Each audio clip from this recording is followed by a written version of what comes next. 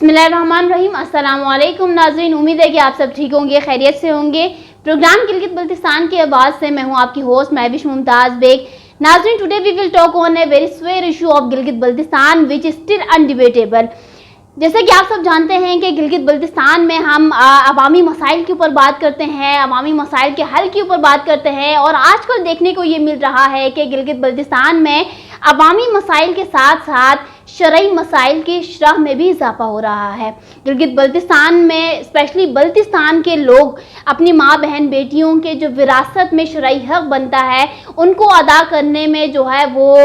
पीछे हट रहे हैं, थोड़े से मसले मसाइल क्रिएट कर रहे हैं, और माँ बहन बेटियाँ जो हैं इस वक्त इस मसले के हवाले से बहुत ही ज़्यादा परेशान, बहुत ही ज़्यादा मुश्किल हालात का सामना कर रहे हैं। और चूँकि वो अपनी आवाज़ तो बुलंद करना चाहते हैं बट अनफॉर्चुनेटली वो अपनी आवाज़ भी बुलंद नहीं कर पा रहे हैं, और ये इशू जो है वो शरई अदालतों तक पहुंचता है, हमारे कोर्ट कचहरियों तक पहुंचता है, और अब देखा देखी जो है ये ऐसे मामलात मीडिया तक भी पहुंचने शुरू हो गए हैं। और आज बहुत से बेटियों के इस मसले के ऊपर जो मुझ तक पहुँचे हुए थे और स्पेशली रिक्वेस्ट के बिहाफ पर आज मैं ये प्रोग्राम कंडक्ट कर रही हूँ। नाज़रीन, एक तो वो माँ बहनें बेटियाँ जो हैं हमारे माशरे में चूँकि अल्हम्दुलिल्लाह बहुत ही वेल एजुकेटेड हमारा जो है इस वक्त इन्वायरमेंट हो चुका है, हमारी सोसाइटी हो चुकी है,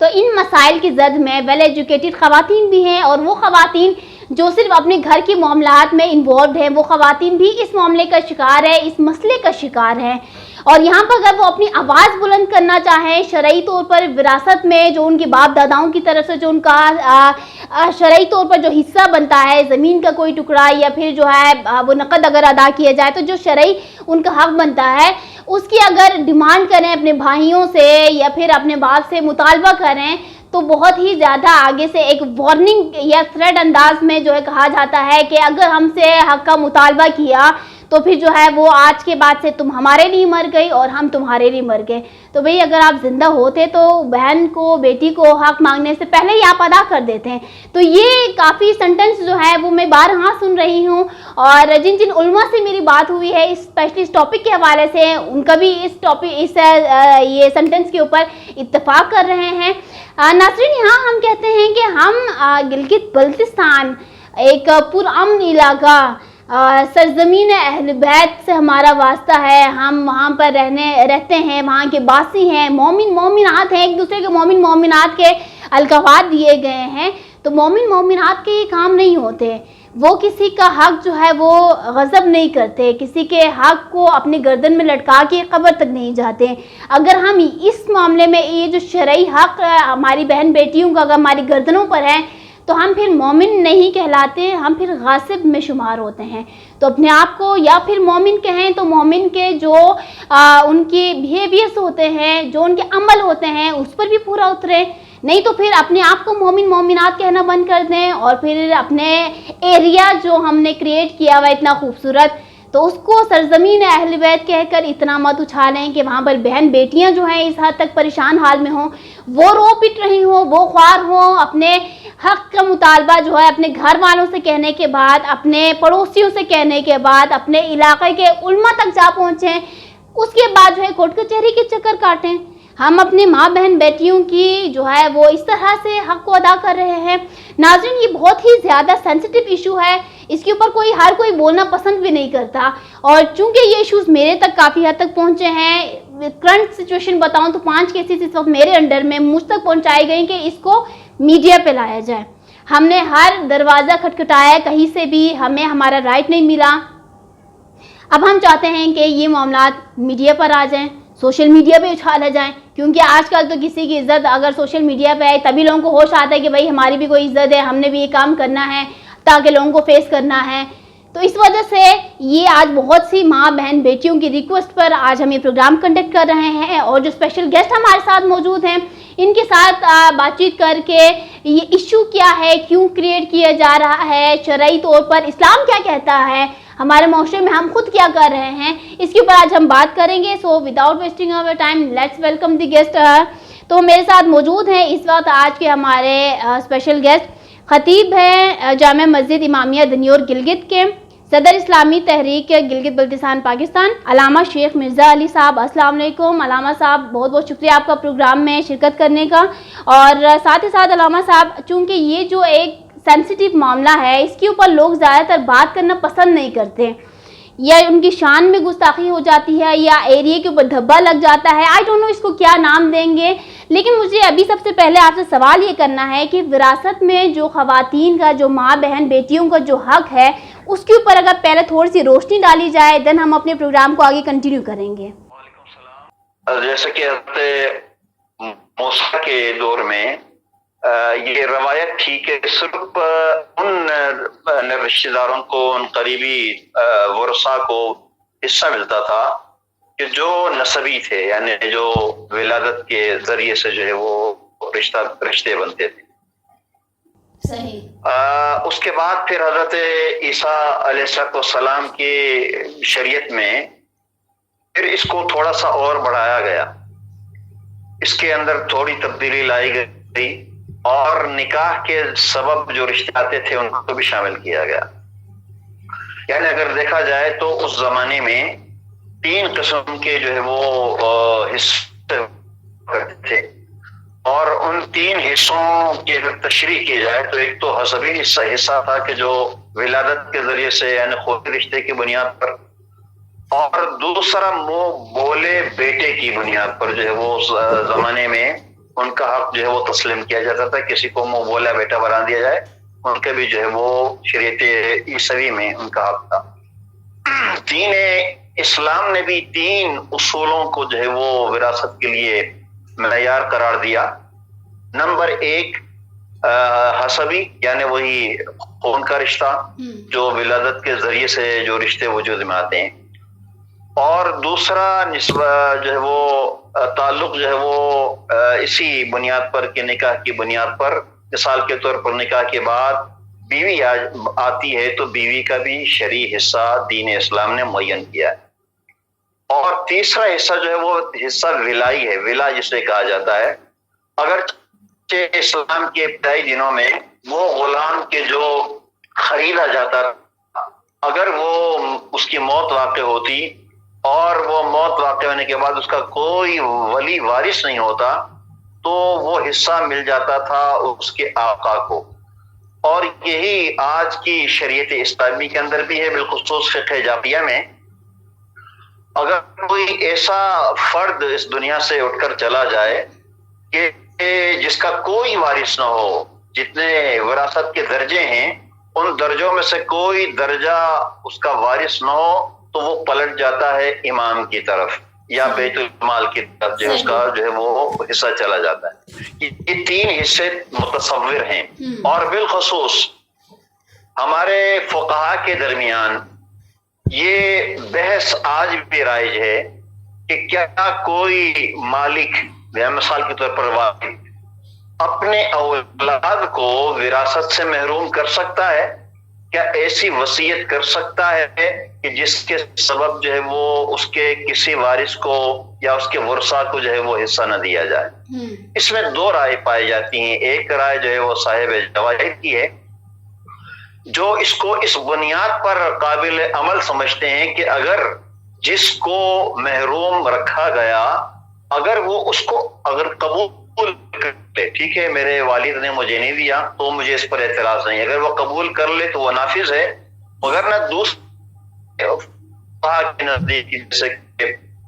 محقق ہیں جنہوں نے شرح ہیں یا دوسرے فقہا ہیں کہ جنہوں نے ایسی وصیت کو باطل قرار دیا۔ اگر کوئی وصیت کرے کہ میری بیٹی کو یا میرے فلان بیٹے کو جو ہے وہ میرا حصہ نہ ملے، اس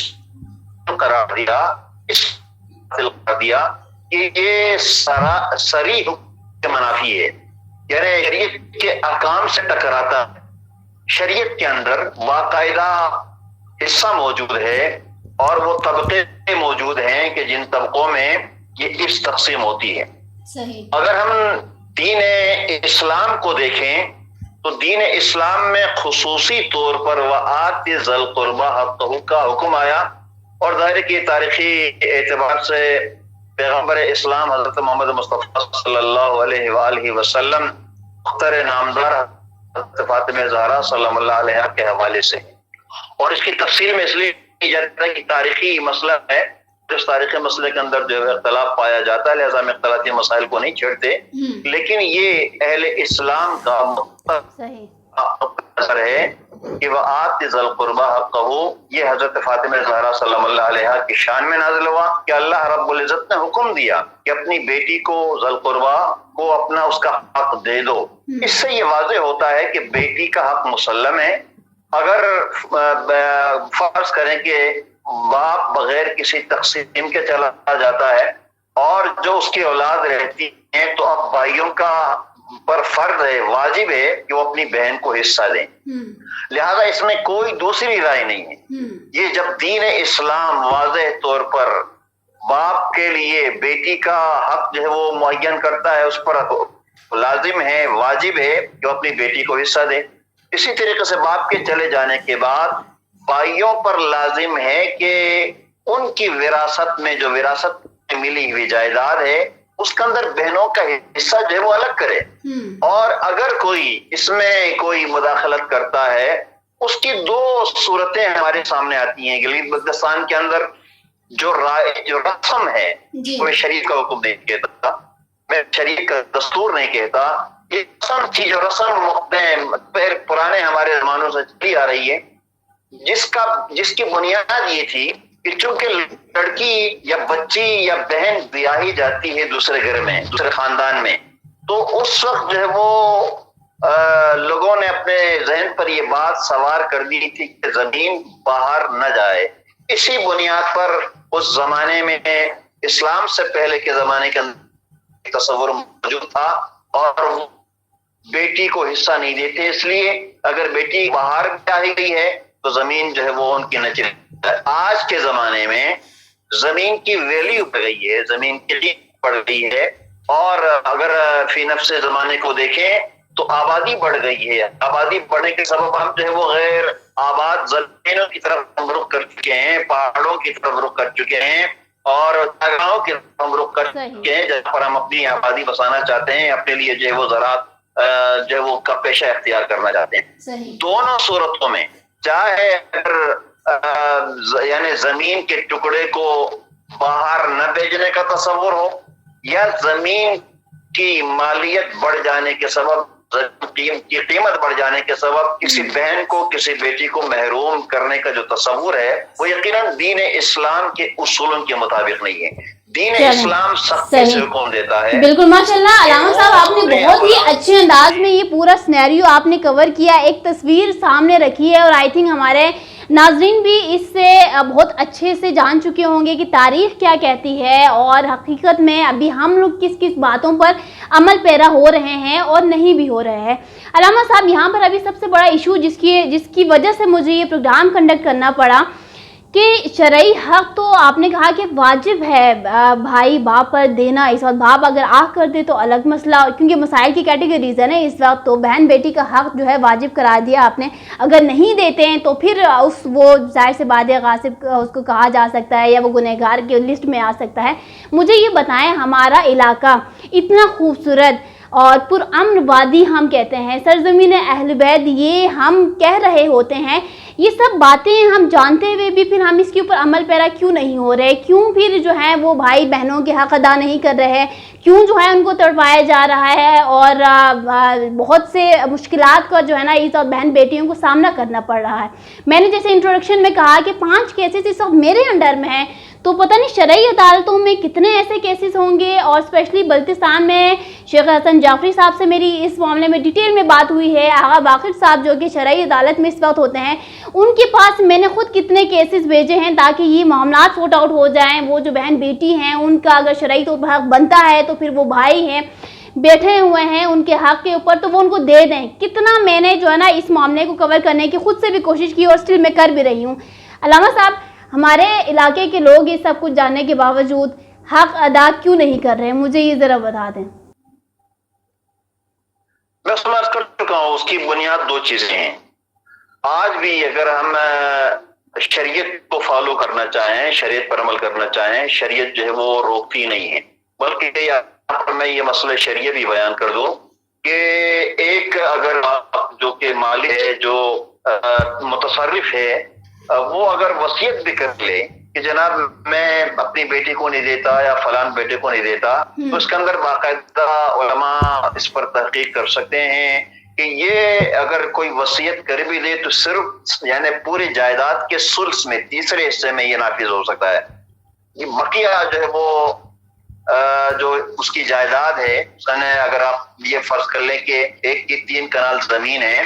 اور 3 کنال زمین میں وہ کرتا ہے کہ میں اس بیٹی کو ملے، سود کے اندر جو 2 کنال ہے، اس کنال میں باقاعدہ بیٹی کا حصہ بھی ہے، بیٹوں کا حصہ بھی ہے. لہذا اس بنیاد پر ہمیں تھوڑا سا جو ہے وہ جرأت کا مظاہرہ کرنا ہوگا، اور شریعت کے سامنے ہماری رسم و رواج کی کوئی حیثیت نہیں بنتی، ہمارے علاقی تصورات کی کوئی حیثیت نہیں بنتی، ماں کے لیے اصولوں کی بھی حیثیت نہیں بنتی جب شریعت کا واضح حکم ہمارے پاس موجود ہو. لہذا اگر فرض کریں ایک بہن یا ایک بیٹی ڈیمانڈ نہیں کرتی، مطالبہ نہیں کرتی، وہ اس کا اپنا عمل ہے. لیکن اگر کوئی ایک بچی یا ایک بیٹی جو ہے وہ مطالبہ کر لیتی ہے، وہ اپنے یعنی بہن بھائیوں سے ڈیمانڈ کرتی ہے، اور اگر بیٹی اپنے باپ سے اگر تقاضا کرتی ہے، اس کا مسلمہ حق ہے، مگر یہ کہ کوئی اگر ایسی واضح دلیل ہو کہ جس دلیل کی بنیاد پر بیٹی ارث سے محروم ہو یا جو ہے وہ بہن ارث سے محروم ہو، تب وہ آج مسئلہ ہے. کرنا ہمیں تھوڑے سے سخت فیصلے کرنے ہوں گے، ہمیں بات کو دیکھنا ہوگا. اور آج کل کے زمانے میں میڈیا کا دور ہے، آپ کے یعنی عدالتیں جو ہے وہ اپنا کردار ادا کر رہی ہیں. ایک زمانہ تھا، ایک زمانے کے اندر جو ہے وہ کوئی شنوائی نہیں ہوتی تھی، اس زمانے کی بات الگ ہے. آج الحمدللہ سرزمین بلتستان کو یہ افتخار حاصل ہے کہ وہاں پر شرعی محکمے جو ہے وہ ہر علاقے کے اندر موجود ہیں، اور شرعی بنیادوں پر ہمیں فیصلے کرنے کی ضرورت ہے. اور اگر کوئی بچی، اگر کوئی بہن اپنے حصے کا مطالبہ کرتی ہے، اس کو اس کا حق دلایا جائے، اس سے محروم نہ کیا جائے. یہ یعنی علاقائی رسومات، علاقائی رواج کوئی حیثیت نہیں رکھتی، یہ چیلنج کے قابل ہیں، قابل چیلنج ہیں، لیکن شریعت قابل چیلنج نہیں ہے. اگر فرض کریں اگر کوئی بہن اسی مسئلے کو شریعت کی روح سے اگر کسی اپنے بھائی سے مطالبہ کر لے تو بھائی کے پاس کوئی راہ فرار نہیں ہوتا. لہذا یہ بھی ذہن نشین رہے. فرض کریں کہ آج ایک زمین کے ٹکڑے پر ہم اپنی بہن کو محروم کر رہے ہیں، اپنی بیٹی کو محروم کر رہے ہیں، اپنی خواتین کو محروم کر رہے ہیں. اس زمین نے ہمارے ساتھ وفا نہیں کرنا ہے، یہ زمین رہنی ہے، لیکن جو حق ہمارے پر ہے، جو ہمارے ذمے ہے، اس حق کا جواب ہم نے قیامت کے دن پہ دینا ہے. بالکل دینا ہے، بالکل دینا ہے. ماشاء اللہ علامہ صاحب، اتنی اچھی بات آپ ابھی یہاں پہ کہہ رہے ہیں. ہمارے علماء کے جو ادب و احترام میں ہمارے لوگ کوئی کمی نہیں رکھتے. یقیناً ان کو کہیں بھی اگر دکھیں تو ان کی تعظیم میں کھڑے ہونا، جھکنے جھکانے میں بھی کبھی بھی لوگ پیچھے نہیں ہٹے. یہ آج کل چونکہ محرم سفر کا مہینہ چل رہا ہے، کتنے مجالسوں میں لوگ زیادہ بیزی ہیں، علماء حضرات بیزی ہیں، تو مجھے یہ بتائیں وہاں پہ صرف مصائب کا ذکر کیا جاتا ہے یا کچھ درس بھی؟ کیونکہ ہمارے معاشرے کے لوگوں کو ابھی درس کی بہت سخت ضرورت ہے جس کے اوپر عمل کیا جا سکے اور عمل کریں. تو مجھے یہ بتائیں کہ لوگ کیا علماء حضرات اس معاملے میں اویئرنیس دینے میں، لوگوں کو آگاہی فراہم کرنے میں کہ یہ جو مسائل ہیں ہمارے معاشرے کے، ان کے اوپر کیسے کام کرنا ہے، کیسے دوسروں کو یہ جو ہے آسانیاں پیدا کرنی ہے، اس کے اوپر ہمارے علماء حضرات کام کر رہے ہیں یا پھر صرف نماز جمعہ کے بعد جو خطبہ ہوتا ہے اس میں صرف جو ہے وہ رسمی باتیں ہوتی ہیں؟ مجھے یہ بتائیں ذرا. اس میں دیکھیں آپ کا جو یہ سوال ہے، اس سوال سے میں اختلاف کروں گا. میں آپ کی خدمت میں عرض کروں کہ آپ اویئرنیس کی بات کر رہی ہیں، آگاہی کی بات کر رہی ہیں. میں عرض کر چکا ہوں کہ بلتستان کے ہر علاقے کے اندر محکمہ شریعہ موجود ہے، یعنی عملی تصویر آپ کے اندر پریکٹیکل محکمہ شریعہ موجود ہے. وہ محکمہ شریعہ انہی چیزوں کو جو ہے وہ لے کر آگے بڑھ رہا ہے. یہاں پر ممبر جو ہے وہ ہمارے پاس وقتی ہوتے ہیں محرم سفر کے مہینے میں اور یا پھر کسی اور مناسبت سے، لیکن محکمہ شریعہ آپ کے پاس ہم وقت موجود ہے. محکمہ شریعہ جو ہے وہ پورے سال بھر اپنی خدمات انجام دے رہا ہے، جو اس کی پریکٹیکل دلیل ہے. कि प्रैक्टिकल बुनियादों पर महकमा शरिया मौजूद है जो इन्हीं मामलात को जो है वो डील करता है। अल्लामा साहब, इत्तेफाक करती हूँ आपसे कि उलमा हज़रात काम भी कर रहे हैं, ये तमाम चीज़ें मौजूद भी हैं, फिर आवाम अमल क्यों नहीं कर रही? आवाम को क्या मुश्किलात पेश आ रहे हैं कि ये जो इतने परफेक्शनिस्ट अंदाज में आप लोग समझा देते हैं, दर्स भी दे देते हैं, आवाम क्यों फिर इस पर अमल पैरा नहीं हो रही? मुझे ये बताएं। उसमें मैं गुजारिश करूंगा कि हमारा उलमा किराम का काम जो यानी इस वक्त जो है वो मेहराब और मिंबर या तबलीग के हवाले से या महकमा शरिया में जो खिदमत अंजाम दे रहे हैं, हमारा काम वाज़ और नसीहत करना है। हमारे पास डंडा नहीं है, हमारा कानून नहीं है, हमारे पास फोर्स नहीं है, सही, बिल्कुल सही, जिसकी बुनियाद पर हम उन्हें उस अपने फैसले पर अमल दरामद करने पर मजबूर कर सके। हमारे चूंकि जाहिर है कि यहाँ पर शरई अदालतों का जो है वो कानून में तहफ़्फ़ुज़ नहीं है, कानूनी हवाले से उसको तहफ़्फ़ुज़ हासिल नहीं है, या फर्ज है कि शरई अदालतों को हमारी अदालतें, हमारी अदलिया उसको भी वजन दें और उसको काबिल अमल बनाएं, तो इसमें शायद कोई गुंजाइश निकल सकती है। वरना उलमा कराम शरई मसला बयान करते हैं, फ़िक़ही मसला बयान करते हैं, अगर इस्तिफ्ता की नौबत आ जाए तो उसमें इस्तिफ्ता करते हैं और इस्तिफ्ता करने के बाद फरीक़ैन के को थमा देते हैं कि ये इस्तिफ्ता का जवाब है, लिहाजा हमारा फैसला जो है वो फलान फरीक के हक में है। लेकिन इसके इम्प्लीमेंटेशन अमल दरामद का इख्तियार उलमा के नहीं, इसलिए फोर्स नहीं है। अगर फोर्स किया जाए तो कानून हाथ में लेने के ज़ुमरे में आ जाएगा, एक और जुर्म का जो है वो इर्तिकाब हो जाएगा। लिहाजा इसमें बुनियादी किरदार जो है वो अवाम का है। अवाम को चाहिए कि हर इंसान ने एक न एक दिन दुनिया से उठकर जाना है, और जब दुनिया से उठकर जाना है उसने सवाल जवाब देना है। उसके सवाल जवाब का सिलसिला जो है वो कब्र की पहली रात से शुरू हो जाता है। लिहाजा जमीन यहाँ रह जानी है, लेकिन इस इंसान ने अपने कंधों पर जो है ये एक बोझ, दूसरों के बहनों के हुकूक का बोझ, बेटियों के हुकूक का बोझ जो है वो लेकर इस दुनिया से जाना। बिल्कुल अल्लामा साहब, अगर ये बात, ये सोच, ये फिक्र अगर जहनों में आती तो क्या ही अच्छी बात थी। अभी बहुत से मसाइल हैं, सिर्फ एक मसला मैं आपसे पूछना चाह रही हूँ कि एक बहन, अभी आपको एक एग्जांपल दे रही हूँ क्योंकि ये बहुत से घर में जो है ना ये मसाइल जन्म ले रहे हैं और बहुत से ख़वातीन इससे जो है ना सफ़र हो रही हैं। अगर एक बहन का हक बनता है शरई तौर पर, कुछ उसके वालिद साहब ने जो है वो उनकी विरासत में जो भी जितने भी ज़मीन का हिस्सा है, टुकड़ा है, अगर हम कहें कि वो बहन के शरई तौर पर हक बनता है क्योंकि बाप ने तमाम औलाद पे तकसीम कर दी, बस लिख कर दिया हो, और बाप के इंतकाल के बाद चूँकि आपने कहा कि भाइयों पे लाजिम है, वाजिब है कि वो बहनों का हक हिस्सा अलग करें। यहाँ पर अगर भाई जो है वो बहनों का हक सही पार करें तो फिर क्या जो है नहीं शरई तौर पर क्या फैसला होना चाहिए, या उस मामले में वो बेटी क्या इकदाम उठाए? उसमें देखें दो रास्ते आपके पास मौजूद हैं।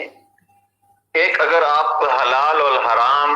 और अपने हक जो है वो शरई बुनियादों पर लेना चाहें, आपके पास शरई महकमा मौजूद है, आप उलमा के पास रुजू कर सकते हैं, शरई अदालत में जो है वो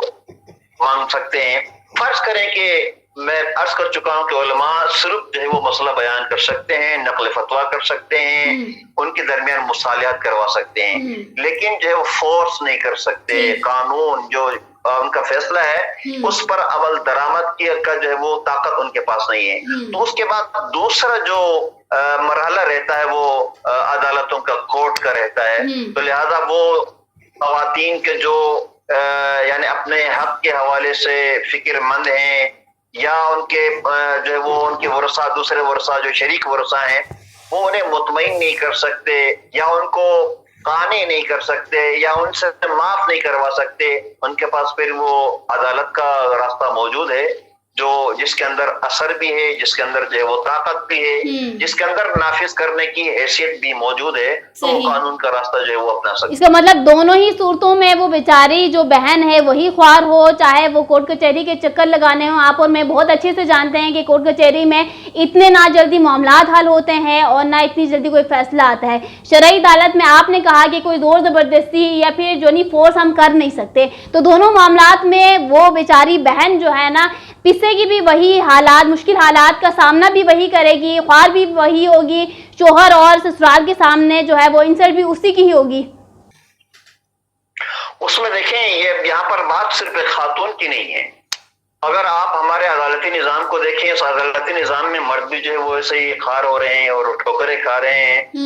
یعنی یہ ایک ہمارے ایک عدالتی نظام کی کمزوری ہے. ایک چیز اس عدالتی نظام کی کمزوری کو دور کرنا پھر جو ہے وہ ظاہر حکومتوں کا کام ہے، پھر جو ہے وہ عدلیہ کا کام ہے کہ وہ اپنے کمزوریوں کو جو ہے وہ کس طرح دور کر سکتی ہیں. یہ صرف جو ہے وہ خاتون کا مسئلہ نہیں، اگرچہ اس وقت جو ہے وہ موضوع ہمارے خواتین کا مسئلہ ہے، بہنوں کی وراثت کا مسئلہ ہے اور جو ہے وہ بیٹیوں کی وراثت کا مسئلہ ہے، لیکن آپ جس کو اگر کلی طور پر دیکھیں، ہمارا جو ہے وہ عدلیہ کا جو سسٹم ہے وہ سسٹم آج ہمارا مفلوج ہو چکا ہے اور وہ کتنے نسلیں گزر جاتی ہیں لیکن وہ کسی کیس کا جو ہے وہ فیصلہ ان کے ہاتھ میں نہیں آتا. اگر فرض کرے ایک کورٹ سے اگر آ جائے تو دوسرے کورٹ کا راستہ جو ہے وہ کھلا ہوا ہے، دوسرے سے بھی آ جائے تو تیسرے کا کھلا ہے، تیسرے کا بھی آ جائے تو چوتھے کا کھلا ہے، اب چوتھے سے بھی آ جائے تو پھر دوبارہ اس کو جو ہے وہ بنیاد سے شروع کرنا پڑتا ہے. ایک سلسلہ موجود ہے، اس سلسلے پر سنجیدگی سے غور کرنے کی ضرورت ہے. اس میں ایک بنیادی طور پر میں جو رائے دے سکتا ہوں وہ یہی ہے کہ اس طریقے کے مسائل کا جو ہے وہ تدارک، اس کا سدباب ایسے ہی ہو سکتا ہے کہ ہر محلے کے کچھ مومنین، کچھ عمائدین، کچھ بزرگان ان مسائل کے حل کے لیے اپنا بنیادی کردار ادا کریں. اگر یہ بنیادی کردار ادا کریں اور انہیں عمائدین کے تھرو، انہیں بزرگان کے تھرو اگر محکمہ شریعہ بھی چلا جائے یا عدالتوں میں ان کی اگر وہ نگرانی ہو تو میں سمجھتا ہوں کہ ایک مسئلہ جو ہے وہ خواتین کی جو مطلب یعنی ان کی جس انداز سے وہ متاثر ہوتی ہیں اس کے تاثر ہونے کو روکا جا سکتا ہے. اگر وہاں فرض کریں کسی گاؤں کے اندر یہ مسئلہ ہے، گاؤں کے بزرگان آئیں وہ اس مسئلے کا حل نکالیں، عمائدین آئیں اس کا حل نکالیں، مگر نہ ظاہر ہے کہ شریعت کے پاس جو ہے وہ فورس نہیں ہے اور جہاں فورس موجود ہے وہاں پر جو ہے وہ اور بھی گنجائشیں موجود ہیں اور بھی راستے موجود ہیں جس کا جو ہے وہ یعنی اثر جو ہے وہ سائل پر پڑتا ہے، معاشرے کے اس متاثر شخص پر پڑتا ہے کہ جو اپنی داد رسی کے لیے، جو اپنے انصاف کے لیے عمر جو ہے وہ گزار دیتا ہے اور وہ قبر تو پہنچ جاتا ہے لیکن وہ فیصلے کو نہیں پہنچ پاتا. بالکل، یعنی کہ انصاف نہیں ملتا. لاسٹ میں کوئی ان شارٹ کوئی میسج دینا چاہیں اسپیشلی کیونکہ میں نے پروگرام پورا کنڈکٹ ہی ہماری ماں بہنوں کے لیے رکھا، ان کی آواز آگے تک نہیں پہنچ پاتی، ان کے مسئلے مسائل وہیں پہ دب جاتے ہیں. ابھی صرف حصے کی بات کی ہے تو بھائی سے یا پھر جس سے بھی حق کا مطالبہ کریں تو آگے سے ان کو وارننگ بھی دی جاتی ہیں، ان کو جو ہے تھریٹ بھی کیا جاتا ہے کہ رشتہ ختم کر دیں گے، تعلقات ختم کر دیں گے. تو کہنے کا مقصد یہ علامہ صاحب ہر معاملات کو دیکھا جائیں تو عوام کے درمیان جو ہے وہ عورت ہی پستی ہے. تو اسپیشلی ان خواتین کے لیے کوئی پیغام دینا چاہیں یا ان کے بھائیوں کے لیے، باپ کے لیے آپ کیا پیغام دیتے ہیں؟ اس میں گزارش کروں گا، چونکہ میں خود بھی ان مرحلوں سے گزرا ہوں، بہت سارے کیس میرے سامنے بھی آتے ہیں. یہ ایک درپیش مسئلہ ہے اور یہ ایک معاشرتی مسئلہ ہے، ایک ہمارا سماجی مسئلہ ہے. اس کے اندر جو ہے وہ جہاں تک ہم نے میں نے بیانات لیے، تحقیقات کرنی شروع کی تو اس کی بنیاد جا کر کہیں پر جو ہے وہ ضد اور عداوت یا جو ہے وہ اکڑپن جو ہے وہ سامنے آتی ہے. دونوں حوالوں سے ایک مرتبہ جو وہ بہن ضد پر اتر آتی ہیں اور وہ کسی نہ کسی حوالے سے اپنے بھائیوں کو ذلیل کرنا چاہتی ہیں، ان کو عدالت کے کٹہرے تک لے جانا چاہتی ہیں. ایسی صورت نہیں ہونی چاہیے. لیکن اگر فرض کریں 2 منٹ کے لیے اگر کوئی بہن مجبور ہو، ان کی مالی حالت تھوڑی جو آپ نے دے نہیں پا رہی ہو، تو ایسی صورت میں بھائیوں کا بھی فرض بنتا ہے، وہ ان کی بہن ہے اور ظاہر ہے کہ باپ ان کا مشترک ہے، ماں ان کی مشترک ہے. تو اس بنیاد پر جو ہے وہ بہن کو یا اگر فرض کرے کوئی تقاضا کرتی ہے تو اس کو گھر سے باہر نہ لے جائیں، اس لیے کہ گھر کی بات گھر میں رہے تو زیادہ بہتر رہتا ہے. اور ساتھ ساتھ یعنی بحیثیت ایک مسلمان ہونے کے، ایک کلمہ گو ہونے کے ہماری ذمہ داری بنتی ہے کہ ہم سب جو ہے وہ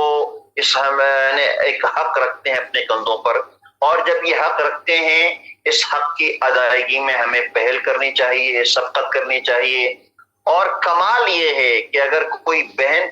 کسی بہن کا حق میرے گردن پر ہے، میرے کندھوں پر ہے، کسی بیٹی کا حق ہے، ان کے مطالبے سے پہلے میں اگر ادا کر دوں یہ میری مردانگی ہے، یہ میرے بھائی ہونے کا حق ہے، یہ میرے باپ ہونے کا حق ہے. لہذا میری جو ہے وہ درخواست ہوگی جملہ معاشرے کے لوگوں سے جو ان مسائل میں گرفتار ہیں. اگر کسی کی بہن ڈیمانڈ کر رہی ہے تو میری گزارش ہوگی کہ اسے اپنا بہن سمجھیں اور اس کا حق جو ہے وہ دیں. اس کو بلا وجہ ایک پتنگڑ نہ بنائیں، اس کو جو ہے وہ گھر سے باہر عدالتوں تک جو ہے وہ نہ لے جائیں. اس کو جو ہے وہ حق کے طور پر ادا کریں اور اس معاشرتی کمزوریوں کے، اس معاشرتی نقائص کے خاتمے کے لیے ہم سب نے مل کر کردار ادا کرنا ہے. اگر آج معاشرے کا ہر بھائی اپنی بہن کا احترام کرے، اپنے بہن کے حقوق کا خیال رکھے، اپنی بہن کی وراثت کا خیال رکھے، تو ایک اچھا معاشرہ، ایک خوبصورت معاشرہ، ایک محبتوں والا معاشرہ ہم تشکیل دینے میں کامیاب ہو سکتے ہیں. بالکل آپ نے وجہ فرمایا. تھینک یو سو مچ علامہ صاحب جوائن کرنے کا پروگرام میں، اور خصوصی آپ نے ٹائم نکالا. چونکہ ناظرین یہ سفر کا مہینہ چل رہا ہے اور جیسے میں نے پروگرام میں بھی کہا کہ علماء حضرات بزی ہیں اس وقت مجالسوں میں، تو ٹائم دینا تھوڑا سا مشکل ہو جاتا ہے. لیکن وہی بات کروں گی، علماء حضرات سے بھی گزارش رہے گی کہ مجالس میں، محافل میں صرف ایک رسمی گفتگو نہیں بلکہ معاشرے کی درستگی کے لیے